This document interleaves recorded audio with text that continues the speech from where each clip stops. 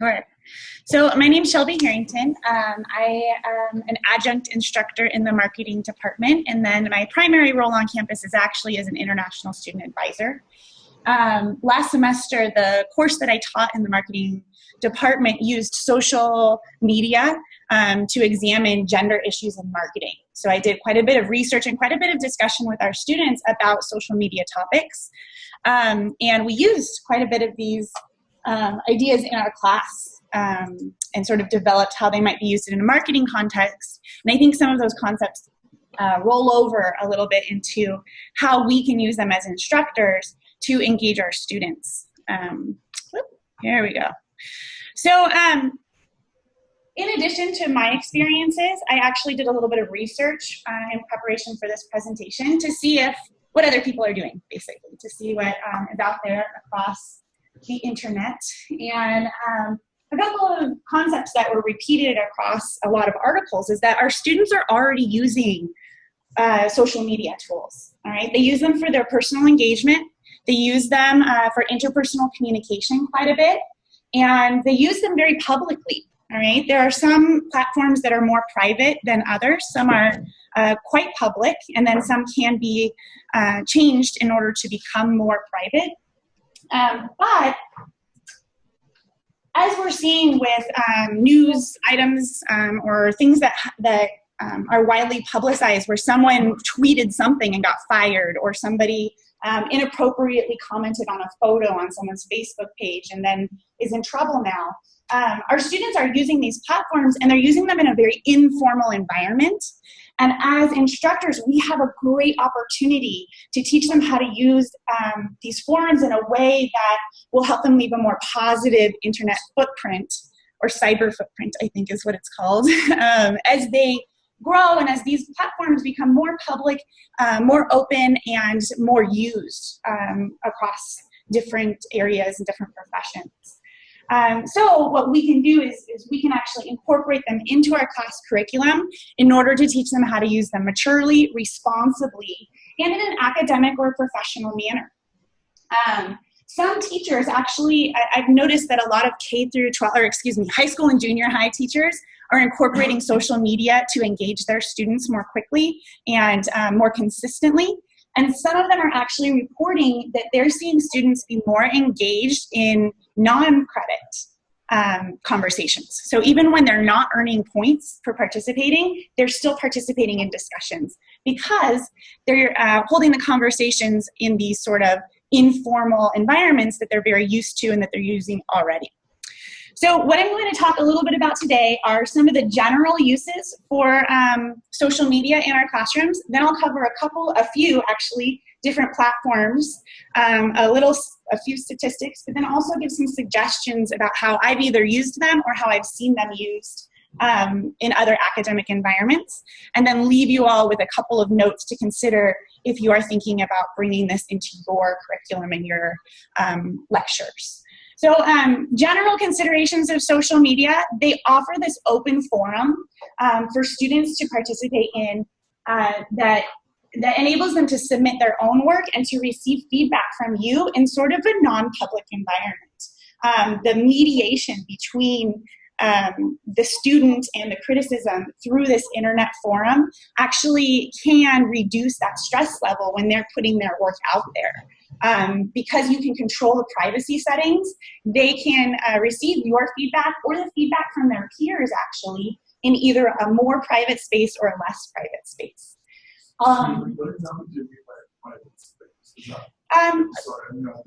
That's okay. It's online.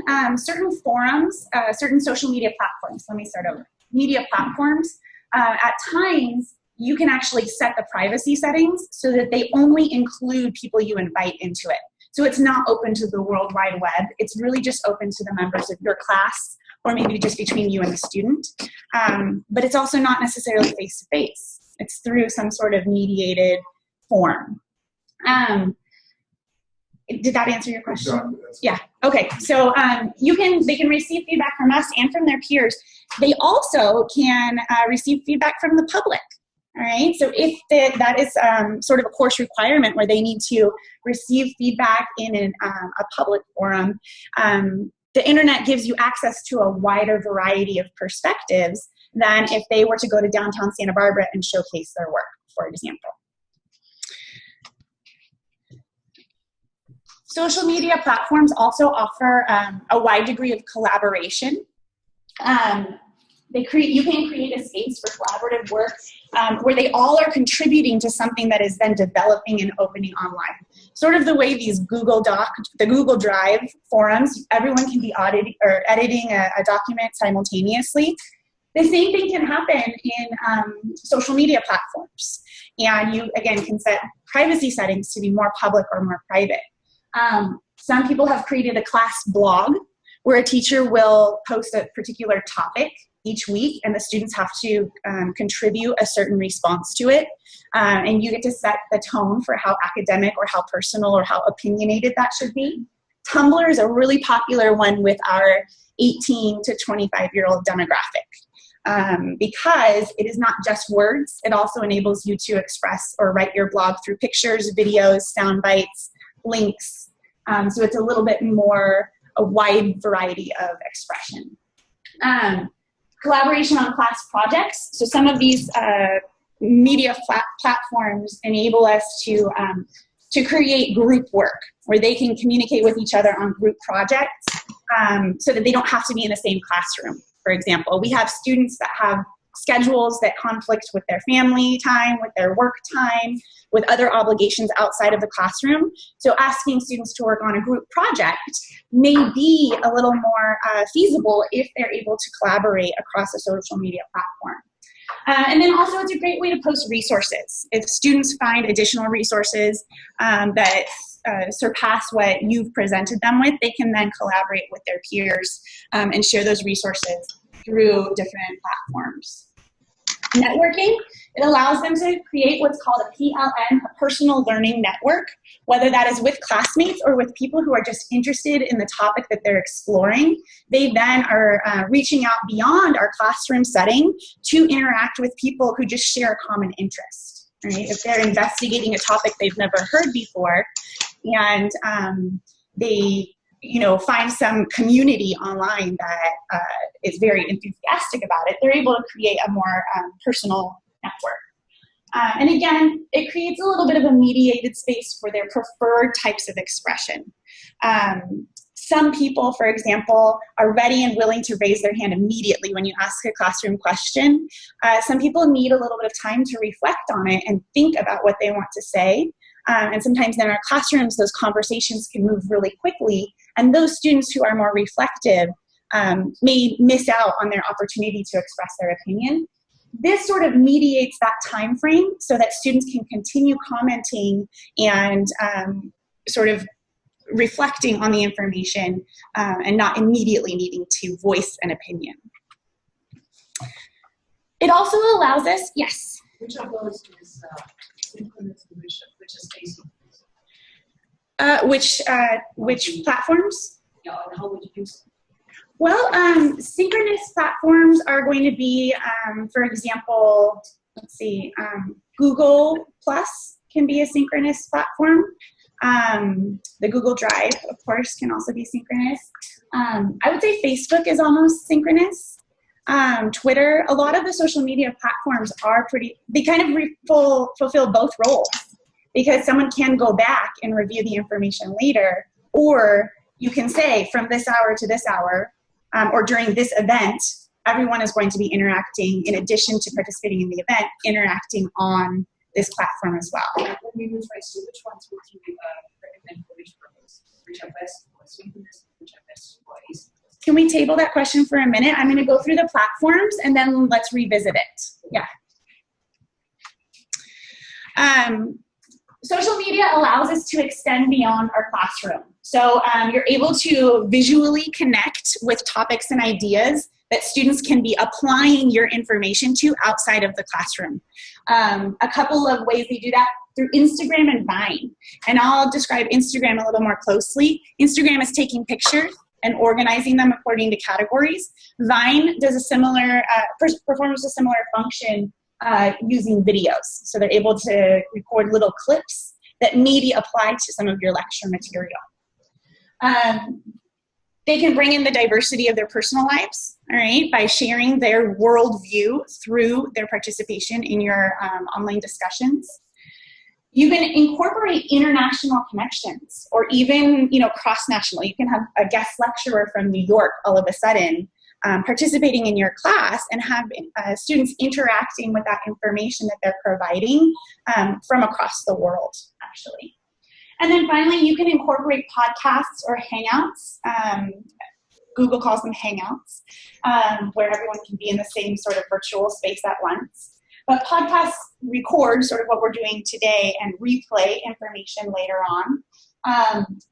I actually read a really interesting article about the flipped classroom. I think you're doing a presentation on that in the future, where a high school instructor utilizes a lot of social media platforms in order to create a flipped classroom, where most of the information, like the lecture material, is happening outside of the classroom, and then the actual activities are happening inside the classroom. And then finally, it affects the accessibility between students and teachers. You can create office hours, virtual office hours, where you can actually speak to a student through a camera, or through chat functions in some of these spaces. Post documents, you can have group chats where numbers of students might have the same questions. You can post your podcast or your videos so that they're viewable later, all right, so that students can go back and review them at a later time. And then also, again, that reflective period. I know I've always been the kind of student that is ready to raise her hand right away.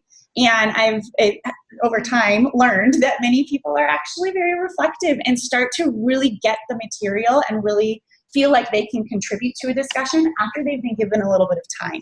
So it really enables those students to ask their follow-up questions or to contribute to a conversation over a little bit of a time period. So we're going to go into a couple of the specific platforms that are used. First, videos. We have YouTube and Vimeo. YouTube, I believe, is more supported by SBCC. Is that correct? Would you say? I would say so. I've noticed in my experience that a lot of the students use Vimeo if they are more adept at film, and they are more editors, film editors. It's a little bit of a higher level, I think. So what can you do with YouTube and Vimeo? You can host your own videos, host videos that are created by your students, or also upload videos from more professional sources. And you can actually create what's called a channel, so that you can organize your channel to have specific videos in it that students can then go and watch based on whatever your assignment is. Your YouTube videos can be inserted into Moodle shells as well, if you want them to appear in the actual Moodle shell, or if you want to provide a link. I'm sure the FRC can help you with that if that's something you want to do. A couple of drawbacks I hear, especially in the high school and junior high community, the content is sometimes questionable. They're not always academic or professional movies.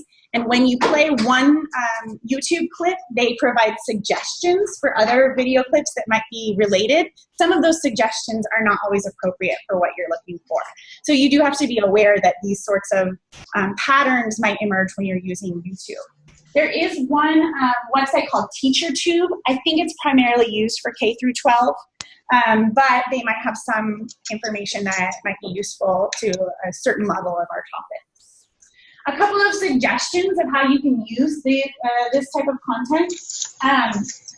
You can use examples of videos for your course content, all right? Have students go to YouTube and watch a particular video that you've assigned or that you see. Add, a little audio-visual element to your lectures or to your assignments. You can create a channel for your class, as I said, or you can require students to create a channel according to a particular topic that is assigned. Maybe they need to gather resources and provide examples of something that you're covering in class. You can require that as an assignment for them to create their own channel for other students to then go and view their perspectives on what the material is covering. You can also present remotely. You can ask students to create and upload their own personal presentations or their own videos and have them contribute to a class channel where all of their presentations are then available for their peers to review. So if you need to have somebody present remotely, this is also relevant for having guest speakers or for yourself if you want to post your lectures for people to access at a later time. Shelby? Yeah. Can you tell me about the channel? I'm sorry if I missed it. I was trying to take a note too. What? Okay. Yeah. How do you create a channel?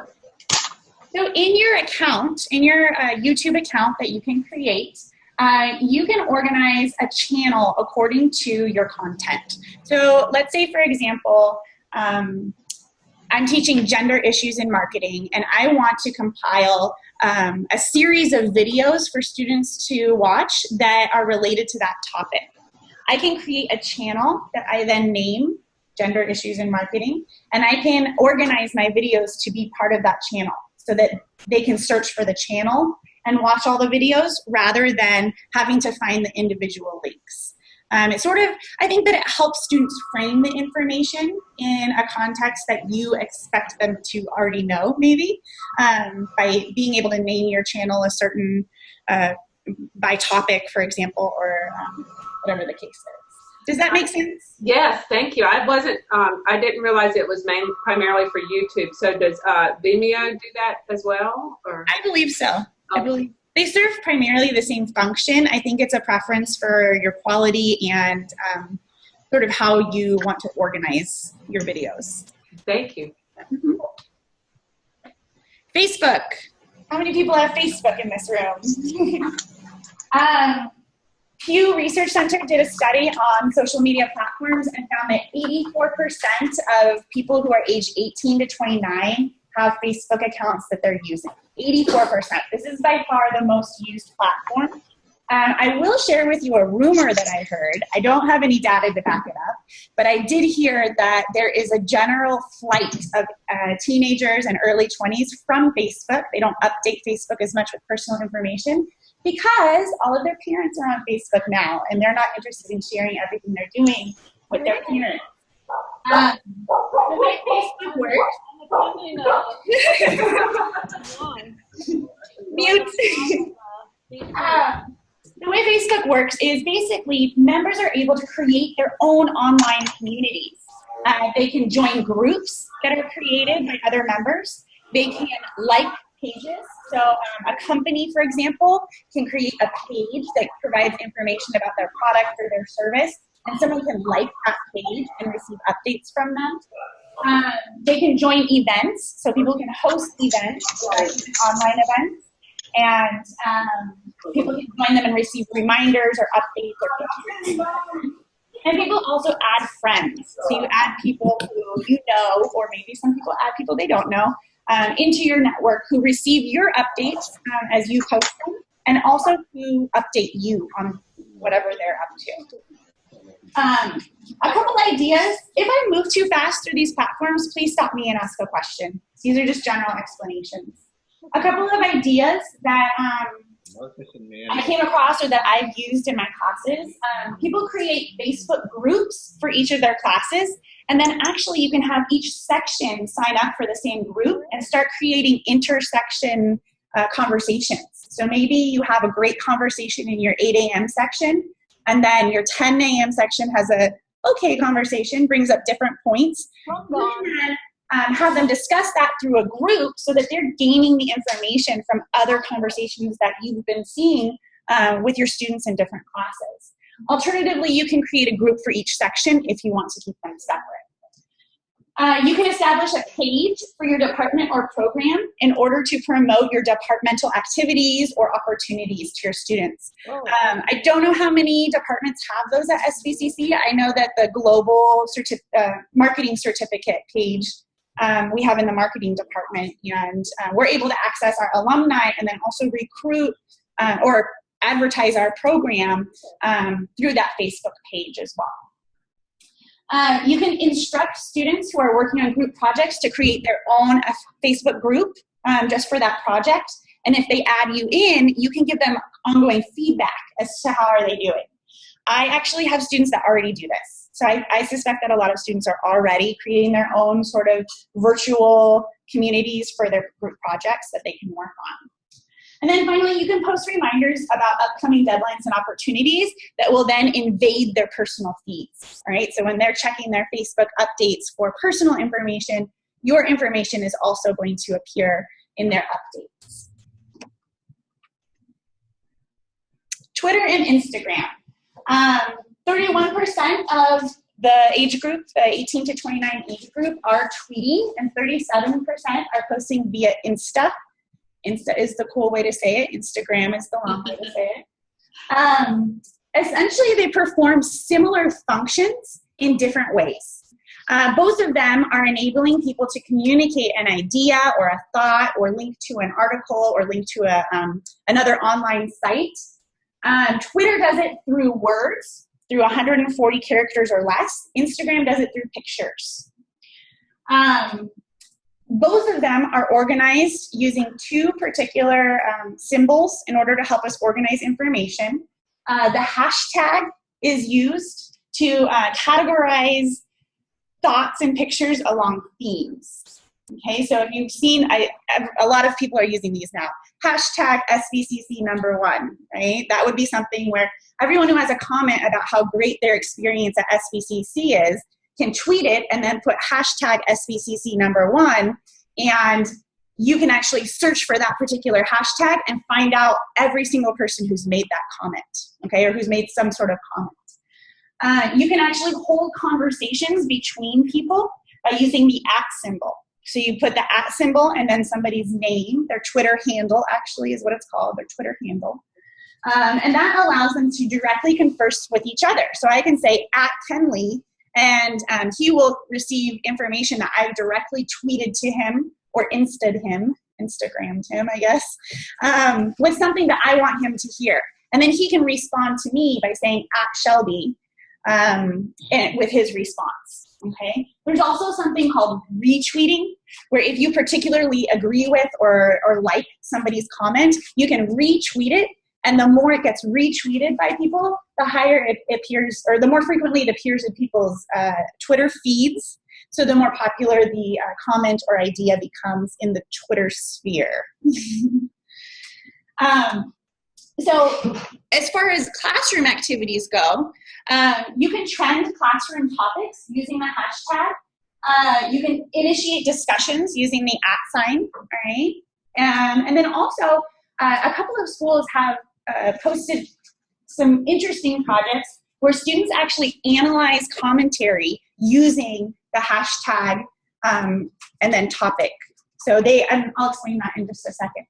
I found a great website that I added into this presentation, and that's also copied in the Google Drive doc. It's just really interesting, and it is about, it's a Pew Research study again, and it categorizes 6 types of conversations and sort of indicates where those conversations tend to arise on Twitter. So political conversations tend to have 2 polarized groups that are tweeting about them. Global events tend to have small communities of groups tweeting similar sort of information. So it's a really interesting article. If you're thinking about using Twitter in your classroom, I would definitely recommend that you look at this article. So a few ways to use Twitter in your classroom. You can actually link to articles. Most relevant publications, most popular publications, including ones that we would want to use in our classrooms, do have Twitter accounts that link to their websites. So you can actually link directly to articles and tweet your class and say, hey, check out this article I just found. In fact, this demographic, 45% of these people in this demographic access their news through Twitter, actually, which is the highest percentage of all the social media platforms. 39% access it through YouTube and 34% through Facebook. So Twitter is actually where a lot of our students are finding their news. You can use it as a research tool and sort of examine primary versus secondary sources. discuss academic rigor, discuss your expectations as far as what you expect students to use for their academic projects. But by using that hashtag and finding sort of a trending topic, students can actually research what people are saying and what articles people are posting about a particular topic, such as a current event. You can tweet questions. I have this great idea that maybe we can tweet extra credit questions, and if they catch the question and retweet the answer, then they can get an extra credit point and you can go back and later check.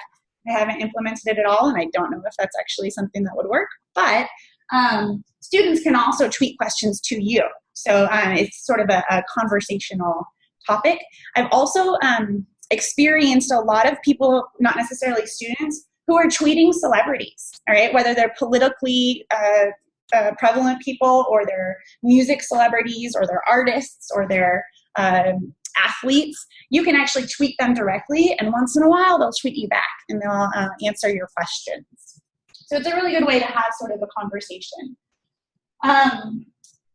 So again, websites also use Twitter. There's a project that a teacher in Wisconsin was doing that I read about, where he uses the KQED website. They have sort of a blog where they update common questions or topics of the day. And he actually assigns his students on a weekly basis a project where they need to find out what that trending tag is, that hashtag, and then whatever the topic is, and they need to respond to it, all right? And they need to respond to what this particular website is asking for that day. And they've actually had students who have been published in articles because they were interacting with a topic that is part of a local news source. Another idea that I've read about is to incorporate Twitter into guest lectures or into films, right? The NYU investigative journalism class, I read this great article, they actually had an activity where they had guest speakers who are investigative journalists come to sort of a series of lectures. And the students were required to live tweet their questions and their comments and their opinions in relation to what the speakers were saying. The assignment was actually to go back later and check the trend, right? They all use the same hashtag. Check the trend and then write a summary and analyze the audience reaction to these guest speakers. So you can actually incorporate a whole writing assignment that sort of reviews analytical thinking, requires some sort of written reaction, some critical thinking in response to field trips or guest speakers or films that they need to watch. And then finally, again, if you have a particular guest lecturer or you have somebody that you know that is interested in participating in this, students can interview those guests by tweeting to them, maybe over a specific period of time, and then that person can tweet back to them the answers. And you can incorporate that into an assignment where the students then analyze the interview or incorporate it into some other sort of topic. Instagram, again, is much more visual. You're using photographs. You can showcase student work here. Classmates can comment on it, or maybe the public even can comment. You can document out-of-class excursions, all right? I remember when I was at UCSB, our instructor required us to go by ourselves on our own to visit a Buddhist temple in town. And how many of the students did it? We don't know. You know, some students went and some students didn't. You can actually require them to document their experience, right? So you require them to go to an art gallery. You require them to go to an event, for example.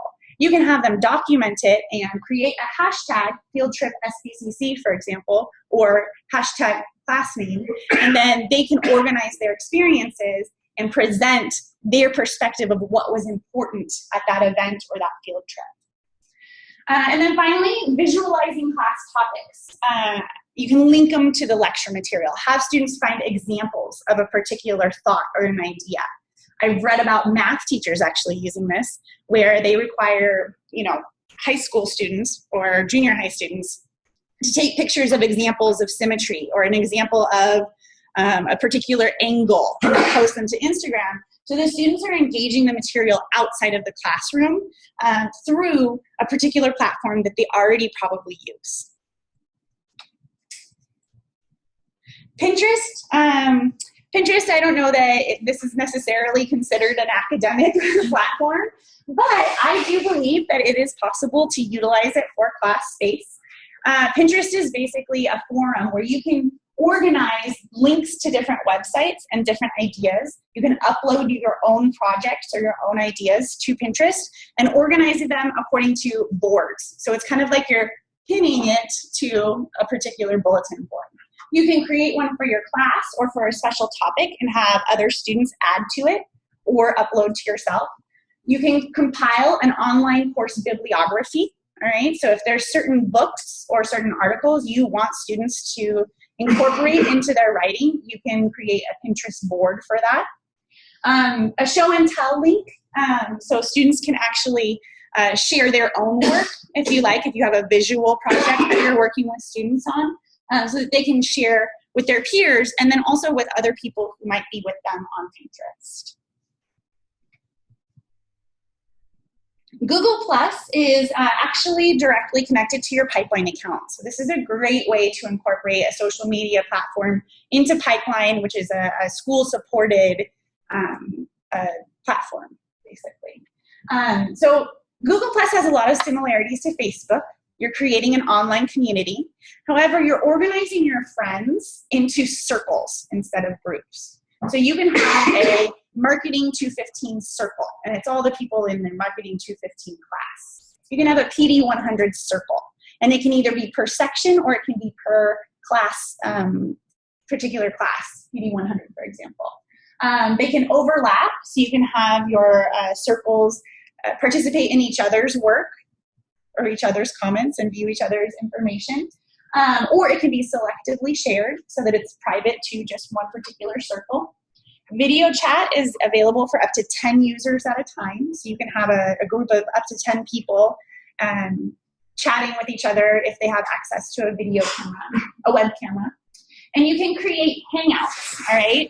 I know one particular teacher in the marketing department who creates a Google Hangout for her office hours. And she says, I will have my Google Hangout. I'll be there from, this hour to this hour. Stop by virtually if you have a question about the material. And that seems to be working for her, actually. She's an adjunct, and so she lives in Orange County and commutes up here a couple days a week.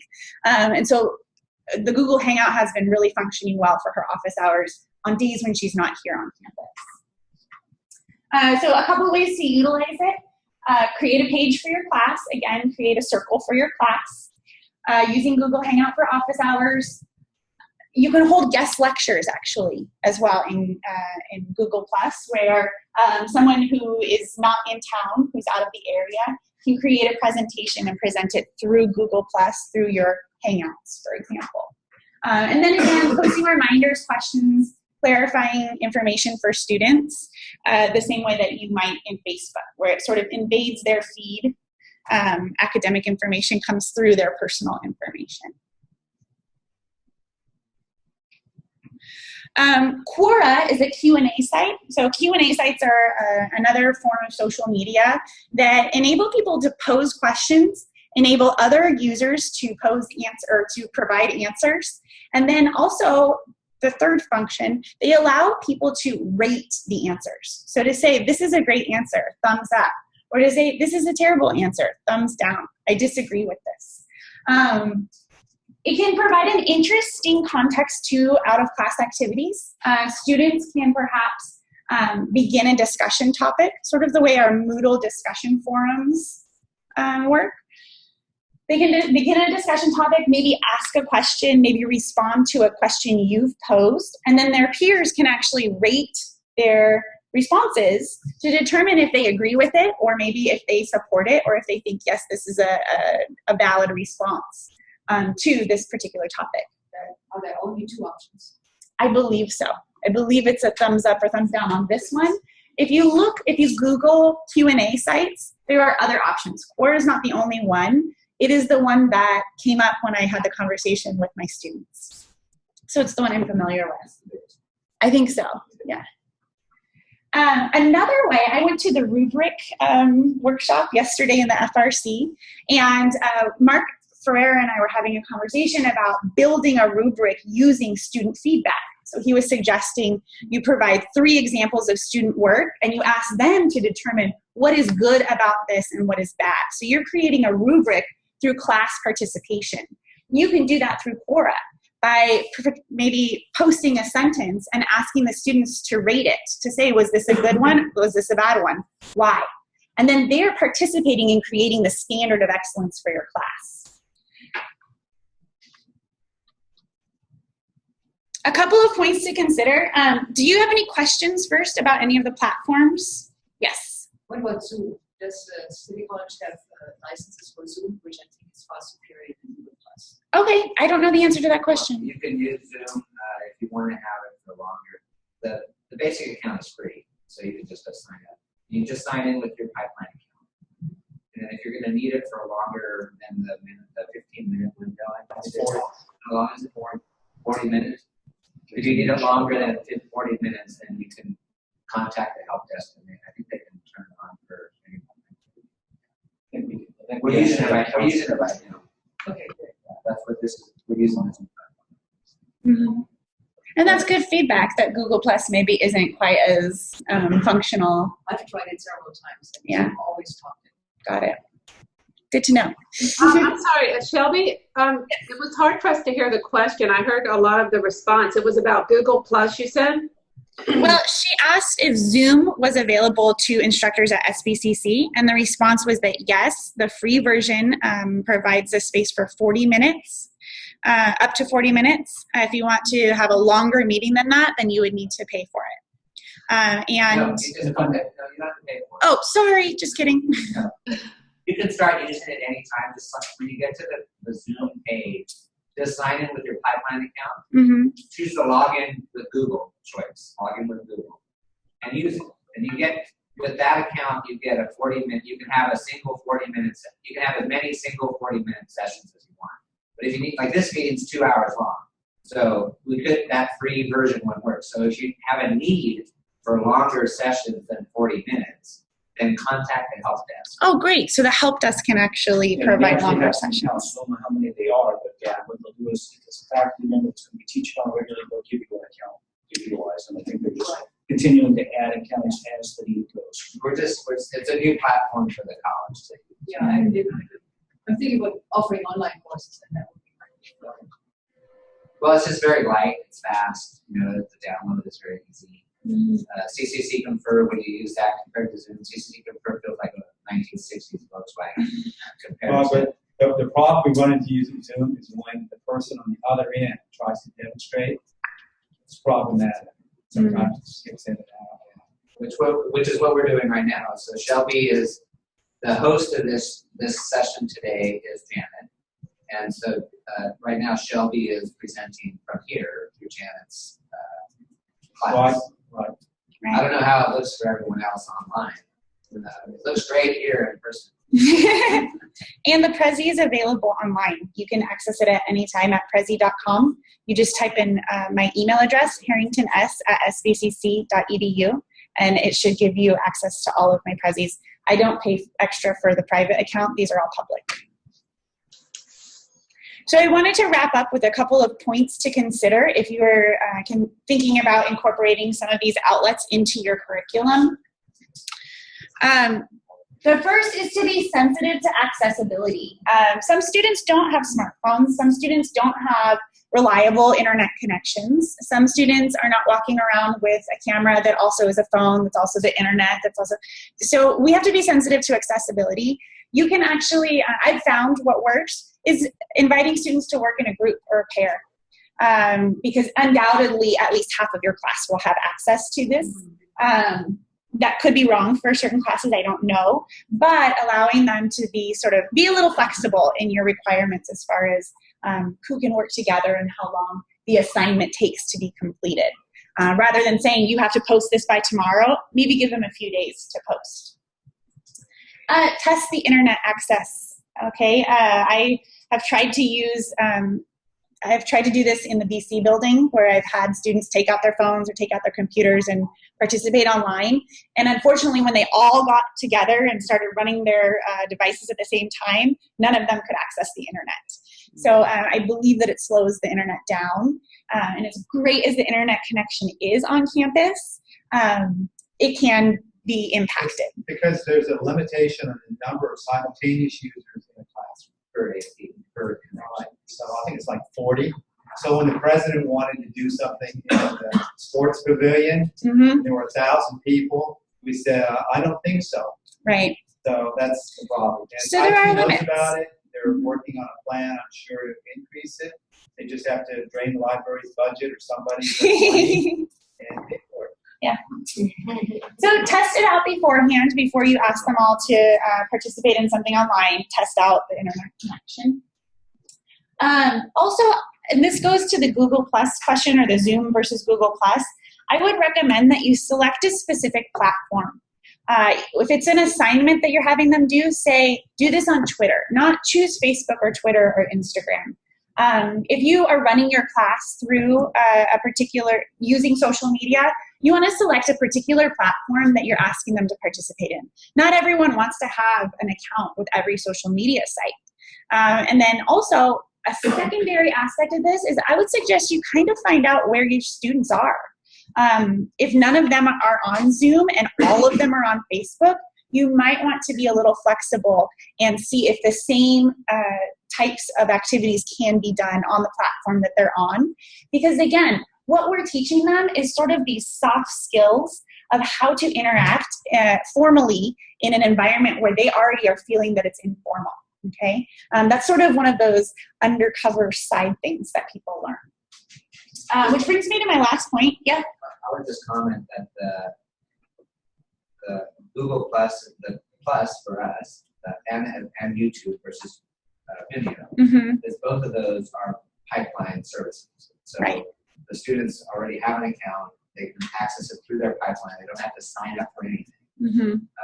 They have to. With Google Plus, they have to agree to the terms of the Google. It is a separate agreement than their email. So it's an add-on thing, but they don't have to create an account to use it. Right. It's the same with YouTube. YouTube comments are now Google Plus comments, so they're connected. Yeah. My final moment that I would, or my final thought that I would leave you with, is to find teachable moments if you're choosing to do this. I have found that web-mediated communication really reduces student inhibitions. This can be really positive. Students who are not willing to speak up in class are somehow magically able to provide some real thought-provoking contributions to online discussions. Maybe if they need longer times to speak, maybe if they want to think about the material before they participate. So there can be some real positive aspects of that. There can be some negative as well. That reduction in inhibitions and this informal environment also, I found, leads to some sort of lax communication styles. In my online class, I've noticed this as well. Students don't think they need to use punctuation or capitals. They can use poor grammar.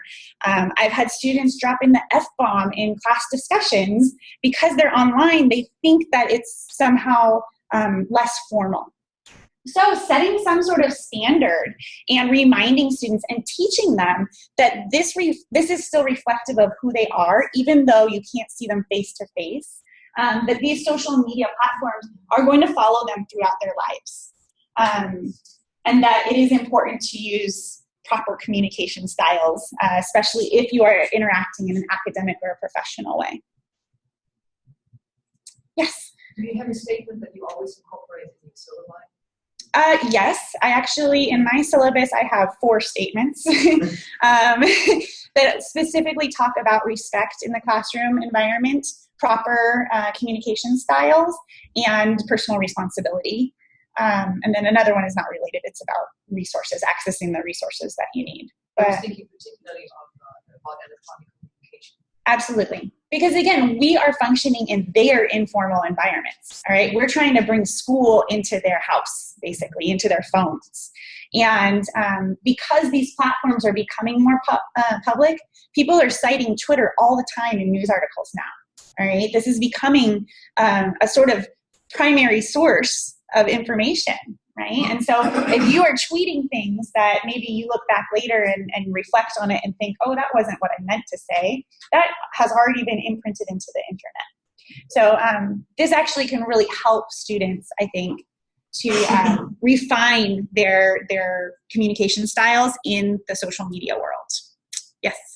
Could you take a moment and talk about any experiences you've had with students' reluctance to use social media that you set up, not their own, but you set up? Because my experience with students is they really want a separation of church and state. They Absolutely. don't want you're invading their social space, because that's a classroom. That's their personal life. And so that's absolutely true. One of the things that I've done that's worked well is I've talked about privacy settings. I've talked about my own comfort with sharing information and how I have set privacy settings on my own social networks so that they see that I understand that, and I don't want them in my social circle necessarily either. However, I do believe that the platforms that are not necessarily high on privacy levels, that are very public, are places where these students are needing to learn anyway. They need to learn that their conversations and their comments are public. And this is not something that we teach in a particular class. There's no class that I know of on campus that teaches how to write an appropriate tweet or how to, I don't know, create a great comment on YouTube. So I do have a conversation with my students about privacy, and again, I incorporate respect, and I incorporate personal responsibility, that these students are responsible for the comments they're making in an academic environment. And when they are being social, if they can set those privacy settings so that they're separate, their church and state is separate, so to speak, then that will benefit them in the long run, actually, because they can have a private sphere as well as a public sphere. Some students still don't want to do it. Mm-hmm. And that's the other plus to using the pipeline services, because they already have the account. That's right. So, the argument for not creating a social network account is not grounded, because they have one that's associated with their school account. They can use it just for school. They don't have to tell anyone. Mm-hmm. So there's some other. It may not be the most ideal platform, but it is, at least it's something that they already have an account with. Right. Yes. But not all students have used it already. So how much time, where would students go to get training? On doing what? Google How to use, to post a YouTube video, or how to use Google Plus, or any of the proposed platforms, media. How much time do you spend training with students, or do you tell them directly? I ask how many of them need help. To be honest, I don't set aside a specific amount of time. When I'm reviewing my syllabus, I usually set a good hour aside of my first class to review my syllabus and really respond to questions and really set my expectations and to talk about our classroom environment. So that's the point where I would talk about the expectations of setting up these particular accounts. I encourage students to come and talk to me in person if they don't know how to do it. So I spend probably more time outside of the classroom setting up helping students individually, rather than spending a whole class hour, because a lot of the students will already know how to do it. It's very intuitive, actually, for that younger generation, I think, because they've grown up with computers being an integral part of their lives. It's very intuitive how these are working. With our students who are not in the 18 to 29 demographic, it's very important to sort of be there for them and to support them in saying, you know what, we can learn it together. We can figure it out together. This is just for your class. I'm not going to make you spend the rest of your life updating your Facebook account or your Twitter. You can delete it later. We get a lot of those questions in the library too, and we have technology tutors who help with them. Oh, that's good to know. I've also noticed very many times a student will have a lot of trouble with, let's say they're doing something with YouTube, and they'll come and ask for help. And then they'll sort of raise their hands, and by the time you get over to them, the student next to them has already shown them how to do it. So like they'll help each other in that setting too. I think they have more trouble using Moodle than they do. Yeah, seriously. Yeah. Because these are companies that want the users to be able to use their platform, right? So they try to make it easy and they try to make that information accessible. This might be another plug for having people work in pairs initially or groups initially, and then maybe assigning an individual assignment later in the semester. It seems that they can use the product, they just don't understand the privacy implications. Yeah. They don't, like even today, I have friends that post things on Facebook and they just have no clue that they just shared that with anybody in the world because they haven't adjusted their privacy settings and they don't understand how that function works. And so we've done workshops in the library on this probably because it can't be spoken to enough for students, faculty, and staff, grandparents, everybody just doesn't quite, it's not something that's conscious. I think it's kind of assume they're just sharing with their friends when it's really not. Okay. Any other questions? So again, the Prezi is available, prezi.com. You can look up my email address. Oh, people online, our online guests. Do any of you have questions? Would you mind saying your email address for us one more time? Yes, it's Harrington, S, HARRINGTON, and then the letter S, at sbcc.edu. Thank you. So you can look up the prezi.com. The notes, the more detailed notes with citations, links to the articles that I might have found some of this information on, links to some interesting infographics also that just tell you a little bit of more statistics about the use of social media sites are all listed on the social media in the classroom document that's been shared in the COI agenda folder, committee folder. Yeah, and if you're not currently a member of that drive, that folder, let me know if you would like to be, and I'll add you to that so you can see that document. That was Janet Robertson. Robertson. Excuse me? Yes. How do we let someone know? Who is the person who said, let me know if you want to be added to that classroom? I can't tell. Who said that? Sorry, it's Janet Robertson, and my email is robertso@sbcc.edu. That's ROBERTSO@sbcc.edu. And this year I'm co-chairing the COI committee virtually, so it's kind of exciting. Okay, great. Thank you. Mm-hmm. And then Ellen had a comment too. I just wanted to add something too. You had mentioned, I think, in talking about Twitter, using their readings and sharing links to readings. And I just wanted to put a plug in for the library and all of our subscription resources that are not available for free online. That we can, if you don't already know how to do it, we can show you how to find the permanent link to an individual article that will have embedded into it the proxy server that asks the students to log in with their pipeline information. So that's something that could also be shared on any of these platforms too, because linked readings. The library is very helpful for online technologies and accessing information. Great, thank you. Thank you so much, Shelby. And this will be also, I'll provide this presentation. It's being recorded. And I'm not sure exactly, I'll probably post it on the drive, but we could also send it to all faculty, or at least those that were here today. So thank you so much. Thank you.